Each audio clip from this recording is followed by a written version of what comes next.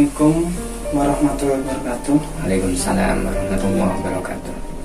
Apa yang Bapak ketahui tentang proses pembelajaran daring di kampus IAIN Kudus? Ya. Pembelajaran daring itu kan pembelajaran online ya. Atau di dalam bahasa Indonesia daring. Daring itu dalam jaringan. Jadi artinya pembelajaran daring itu tidak seperti pembelajaran kondisi normal, di mana pembelajaran dilakukan di sebuah ruang kelas fisik. Nah, pembelajaran daring ini di ruang virtual atau di ruang maya, di dalam jaringan, yaitu jaringan internet. Nah, jadi antara pengajar dan yang diajar, antara guru dan murid atau antara dosen dan mahasiswa itu ada tidak di ruang fisik, tetapi di ruang virtual, di ruang maya yang dihubungkan melalui jaringan gitu ya. Maka pembelajarannya itu pembelajaran dari dalam jaringan secara online. Itu sekilas tentang definisi pembelajaran daring. Terus siapakah yang memutuskan diadakannya pembelajaran daring, terutama di kampus saya itu sendiri? Sebenarnya pembelajaran daring itu sudah dilakukan jauh sebelum kondisi sekarang ya, di tengah pandemi COVID-19 ini. Beberapa kampus bahkan sudah menawarkan pembelajaran daring. Nah, pembelajaran daring mulai membudaya di kita di Indonesia itu sejak wabah COVID-19 ini merebak di Indonesia. Maka dimulai dari kebijakan Menteri Pendidikan Nasional ya, Pak Nadiem Makarim, yang meng-off-kan semua pembelajaran secara fisik, bertemu secara fisik. Nah, pembelajaran daring sendiri di IAIN sendiri sebenarnya udah menawarkan wahana ya, yaitu melalui virtual class yang dikembangkan oleh Pusat Informasi ya, TIPD. Tetapi prakteknya banyak juga dosen yang menggunakan Google Class ya, dan aplikasi-aplikasi lain. Tetapi kampus IAIN sendiri sudah menyediakan virtual class namanya.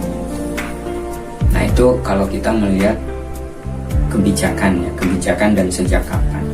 Nah, dimulainya membudayanya pelajaran dari ini ya sejak pemerintah menerapkan PSBB itu ya, atau lockdown itu sejak pertengahan Maret 2020. Mulailah pembelajaran dilakukan secara daring. Begitu juga ujian. Saya ingat mulainya itu pas ketika ujian tengah semester.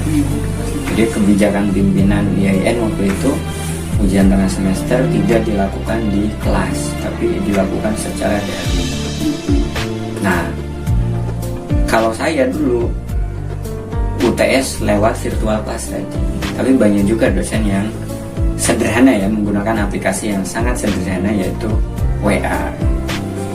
Nah, itu kira-kira sejarah dimulainya pembelajaran daring di IAIN dan beberapa kebijakan yang menjadi landasannya.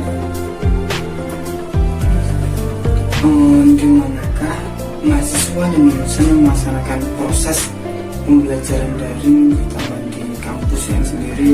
Apakah melalui aplikasi atau melalui media lainnya?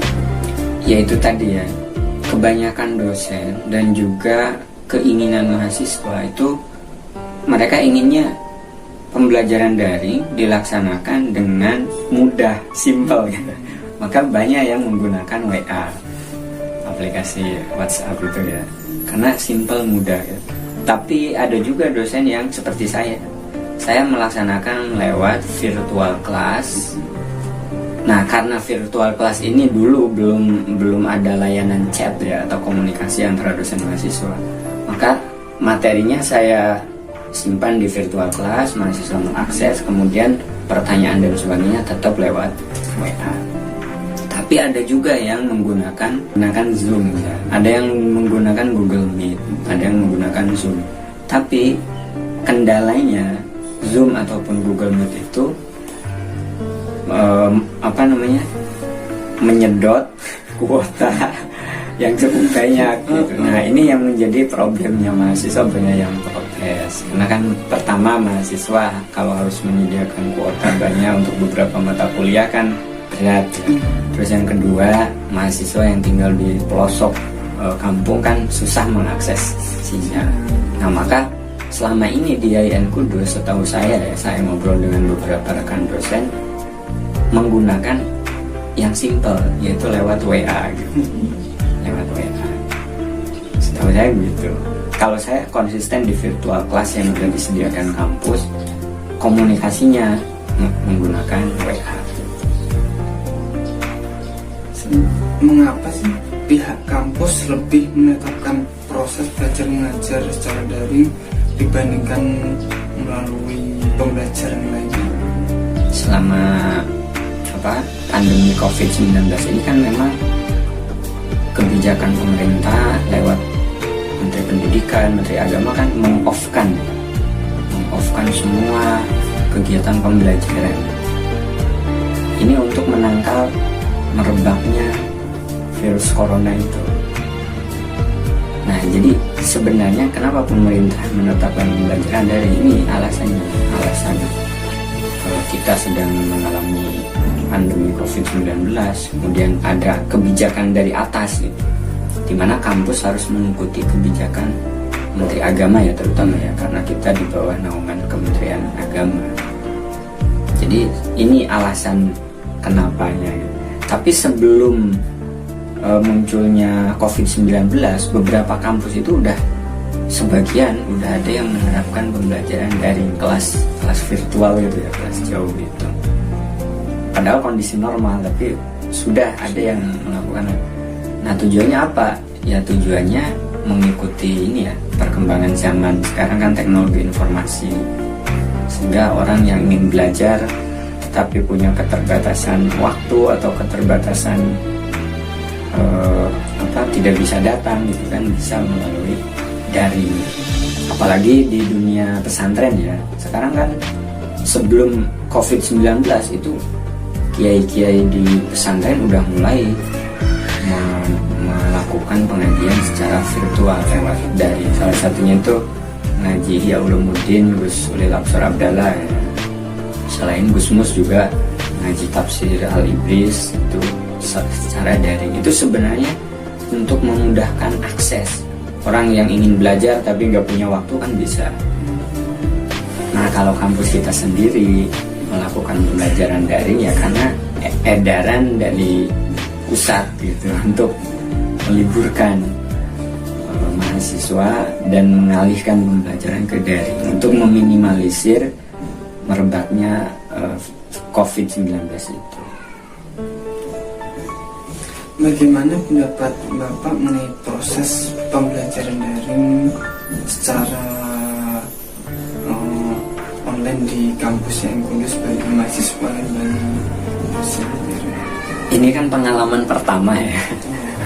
Sebenarnya Pak Nadiem Makarim, Menteri Pendidikan, itu udah di awal menjabat udah ada indikasi gitu supaya pembelajaran dilaksanakan lebih lebih bagus dengan memanfaatkan teknologi informasi kan udah ada ya wacana ini.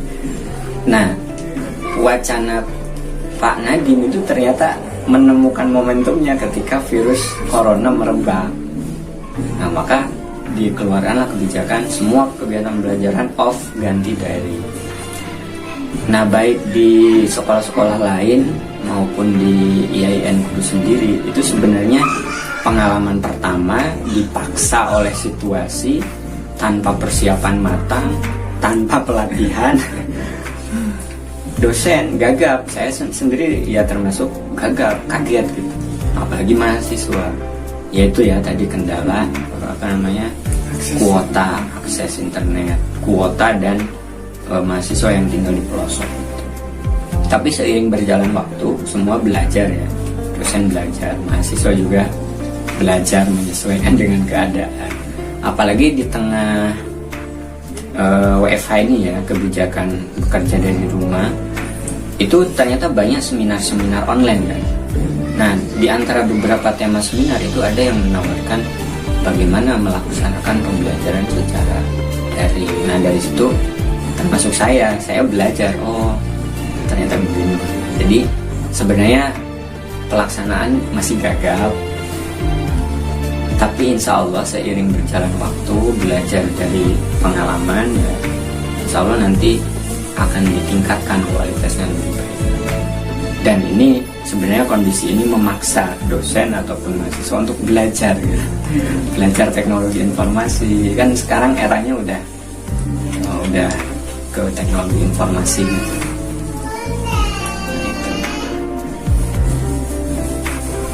Sekian, terima kasih banyak buat informasi yang sudah diberikan. Ya.